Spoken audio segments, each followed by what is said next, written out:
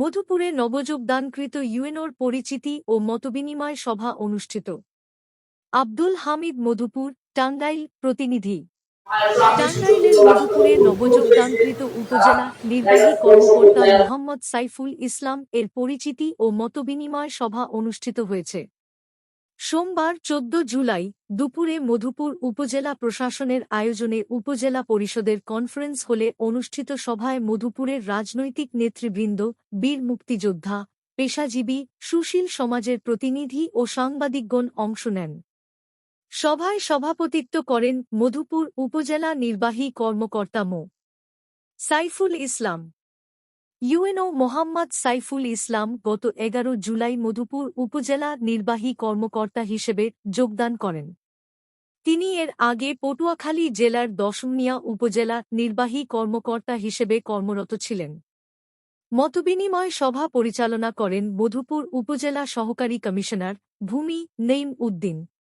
মতবিনিময় সভায় উপস্থিত ছিলেন মধুপুর থানার ভারপ্রাপ্ত কর্মকর্তা, ওসি এ.কে.এম. ফজলুল হক, উপজেলা বিএনপির সভাপতি মোহাম্মদ জাকির হোসেন সরকার, বাংলাদেশ জামায়াত ইসলামীর টাঙ্গাইল জেলা শুরা সদস্য অধ্যক্ষ মো.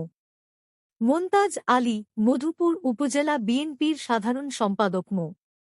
নাসির উদ্দিন, বীরমুক্তিযোদ্ধা আব্দুস সামাদ তালুকদার, পৌর বিএনপির সভাপতি খুররম খান ইউসুফজি প্রিন্স, সাধারণ সম্পাদক খন্দকার মোতালিব হোসেন, সহসভাপতি লিলি সরকার, উপজেলা বিএনপির সাবেক সহসভাপতি জয়নাল আবেদিন বাবলু, মধুপুর শহীদ স্মৃতি উচ্চ মাধ্যমিক বিদ্যালয়ের ভারপ্রাপ্ত অধ্যক্ষ নিজাম উদ্দিন তরফদার, মধুপুর আদর্শ কামিল মাদ্রাসার অধ্যক্ষ আব্দুল মজিদ, রানীরপানি সরকারি উচ্চ বিদ্যালয়ের প্রধান শিক্ষক আব্দুল বাছেদ, মধুপুর সরকারি কলেজের শিক্ষক হুমায়ুন কবির, মধুপুর প্রেসক্লাবের সভাপতি অধ্যাপক জয়নাল আবেদিন, সহ সভাপতি আব্দুল হামিদ, সাধারণ সম্পাদক নাজমুজ সাদাত নোমান সহ বিভিন্ন গণমাধ্যমের প্রতিনিধি, স্কাউটের সাধারণ সম্পাদক হারুন অর রশিদ, প্রাথমিক বিদ্যালয় শিক্ষক সমিতির সাধারণ সম্পাদক সাইফুল ইসলাম তালুকদার সহ সুশীল সমাজের প্রতিনিধিগণ উপস্থিত ছিলেন।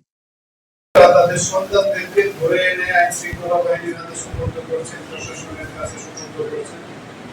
এই খুবই দুঃখজনক এবং কোন পরিস্থিতি আমরা কোনো উপজেলাতেই চাই না। আমরা চাই আমাদের সন্তানেরা মাদকমুক্ত একটা নির্ভেজাল জীবনযাপনে অভ্যস্ত হয়ে উঠুক। তারা নিজেদের, আমরা একটি উন্নয়নশীল দেশ, আমরা আমাদের সন্তানরা কিন্তু সোনার চামচ নিয়ে জন্মায় না। তাদের দেশের প্রতি, রাষ্ট্রের প্রতি যেমন দায়বদ্ধতা আছে, সমাজের প্রতি